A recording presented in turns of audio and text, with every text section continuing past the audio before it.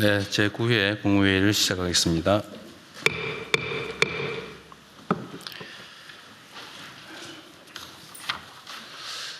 대내외적으로 여러 가지 어려움들이 닥치고 있습니다. 우리는 자주 위기를 겪습니다. 그리고 우리는 위기는 기회다, 이런 말도 자주 합니다. 위기가 닥쳤을 때 그 위기를 제대로 이겨내지 못하는 것은 무능한 것이겠죠. 위기를 극복하는 것은 당연한 것입니다. 위기를 기회로 만드는 게 진짜 실력입니다. 위기가 닥치면 변화를 수용할 마음의 준비가 갖춰지게 됩니다.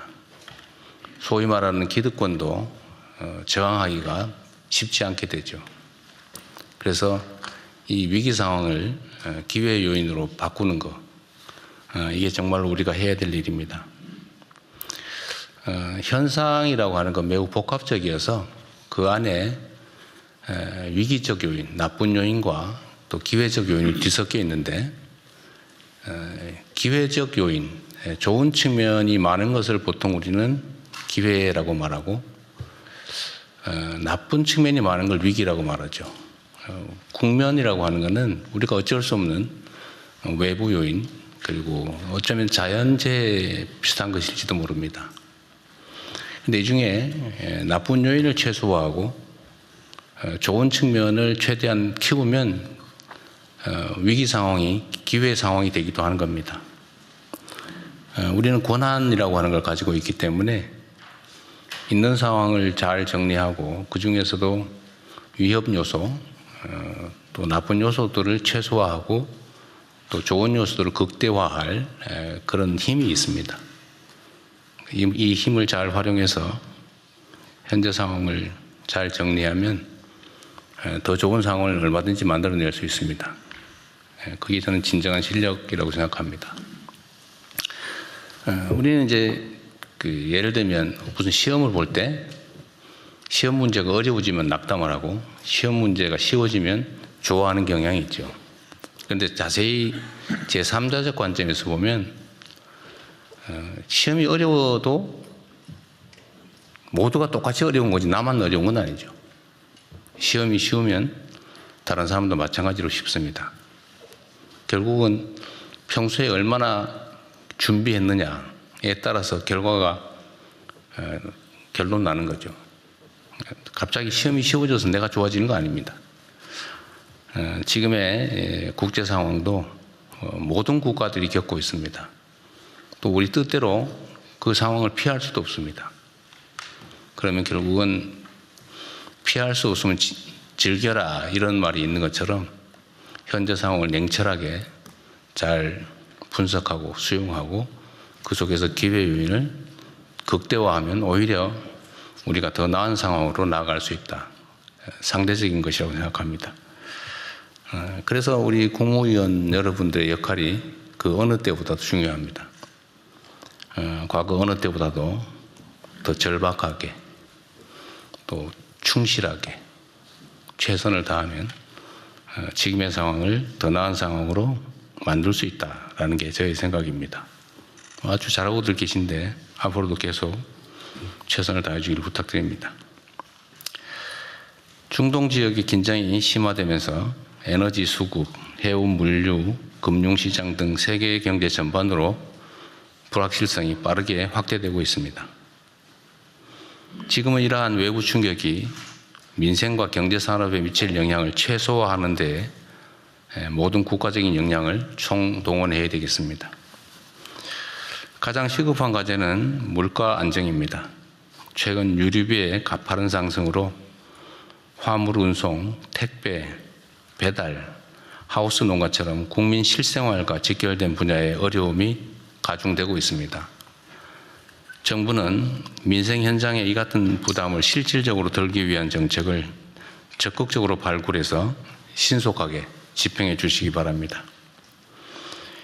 석유 최고 가격제 집행, 에너지 세제 조정과 또 소비자 직접 지원을 포함해서 추가적인 금융, 재정 지원도 속도감 있게 검토해야 되겠습니다. 외부 요인을 완벽하게 통제하기는 어렵지만 다양한 정책 수단을 효과적으로 활용하면 국민 경제에 가해지는 압박을 충분히 낮출 수 있고 또 기회로 만들어낼 수 있을 것입니다. 비상한 상황인 만큼 기존 매뉴얼이나 정책을 뛰어넘는 방안과 속도로 시장의 불안 심리를 안정시켜야겠습니다. 어떤 상황에도 국민의 삶이 흔들리지 않도록 또 더 나은 상황으로 개선될 수 있도록 기민하고 선제적인 대처를 당부드립니다. 어제 새벽 UAE에 체류하던 우리 국민 203명이 전세기로 귀국한 데 이어 오늘 새벽에는 카타르 비상항공편으로 우리 국민 322명이 무사히 입국했습니다. 환하게 웃으며 인사하는 귀국 국민과 가족들을 보니 저도 안심이 됩니다. 외교부의 노고가 컸는데 수고가 많으셨습니다. 또 전폭적으로 협력해 준 UAE와 카타르 정부에게도 감사 말씀을 드립니다. 그러나 아직 현지에는 많은 국민들이 남아 계십니다. 관계부처는 파견 중인 정부 합동 신속 대응팀을 중심으로 모든 국민들이 한 분도 빠짐없이 안전하게 대피하실 때까지 긴장의 끈을 놓지 말고 최선을 다해 주기 바랍니다. 전세기 추가 투입을 필요하면 군용기 활용 방안도 적극 검토해야 합니다. 안전한 인접 국가로의 육로 이동도 서둘러 주시기 바랍니다. 특히 불가피하게 현지에 머물러야 하는 필수 인력의 안전 또한 각별하게 챙겨주기 바랍니다. 꼼꼼하고 신속한 대피 계획 추진을 당부드립니다. 오늘 보고 토론 사항에 있기는 합니다. 지난 22년에 발생한 전세 사기 사태로 여전히 많은 국민들께서 어려움을 겪고 계십니다. 스스로 유명을 달리한 피해자도 파악된 것만 7명에 이릅니다. 민생 안전과 공동체의 신뢰를 훼손하는 전세 사기 범죄의 근절을 위해서는 주거 안정에 대한 사회적 책임성을 보다 강화할 필요가 있습니다. 주택 관련 정보 공개 확대, 세입자의 대항력 공백 축소, 중개사 책임 강화 등 제도 개선을 차질 없이 추진해야겠습니다. 전세 사기 근절 역시 우리 사회에 잔존하는 비정상의 정상화를 위한 핵심 과제라는 말씀을 드립니다. 그리고 각 부처 소관 업무 중에 아마도 우리가 좀 정상화해야 될 과제들이 상당히 있을 겁니다. 소위 우리가 이제 개혁 과제라고 얘기하는 거긴 한데, 뭐 굳이 개혁이라고 하는 이름을 붙여서 심정적인 저항감을 굳이 유발할 필요가 없다는 생각도 듭니다. 실제 상황을 바꾸면 되는 거죠. 그리고 결과가 중요하다 말씀을 드립니다. 우리 총리께서 한번 이걸 고려해 봐 주시면 좋겠는데, 뭐 예를 들면 국가정상화위원회라든지 뭐 이런 일종의 좀 팀을 만들어서, 물론 우리가 다 해오던 일이긴 한데 좀 비정상의 정상화 사업을 각 부처 단위로 좀 주요 과제를 좀 뽑아가지고 종합해서 한번 해보시면 어떨까 하는 생각이 좀 듭니다. 한번 논의해 보시고요. 덧붙여서 지금 최근에 주한미군이 뭐 포대라든지 방공무기를 일부 국외 반출하는 게 이제 논란이 되고 있는 것 같습니다. 우리 정부 입장에서는 이제 주한미군의 역할이 한반도 안정과 평화에 전적으로 기여하기를 기대하고 또 지금까지 그래 왔다고 생각합니다. 그런데 상황의 전개에 따라서 또 주한미군이 자국의 군사적 필요에 따라서 일부 방공무기를 반출하는 것에 대해서 우리는 반대 의견을 내고는 있지만 또 우리 의견대로도 전적으로 관철할 수 없는 것도 엄연한 현실입니다. 그런데 하나 생각해 봐야 될 것은 그로 인해서 우리 대북 억지 전략에 무슨 장애가 심하게 생기거나 그러느냐라고 묻는다면 저는 전적으로 그렇지 않다라고 말씀드릴 수 있습니다. 우리가 객관적으로 볼 때 대한민국의 군사 방위비 지출 수준은 전 세계적으로 봐도 매우 높습니다.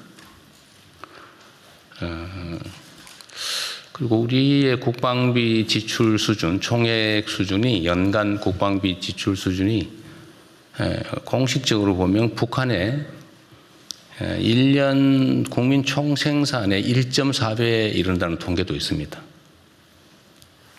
우리의 국방비 지출이 북한의 연간 GDP보다 1.4배가 높다 그런 얘기죠. 그리고 객관적으로 국제기구가 평가하는 군사력 수준도 전 세계에서 5위로 평가될 정도로 대한민국의 군사 방위력 수준은 높습니다. 객관적으로 비교하면 북한과 엄청난 차이가 있죠, 실제로. 물론 거기에 이제 북한 핵이라고 하는 특별한 요소가 있기는 합니다만 재래식 전투 역량, 군사 역량으로 따지면 비교할 수 없을 정도로 압도적이다라는 건 분명합니다.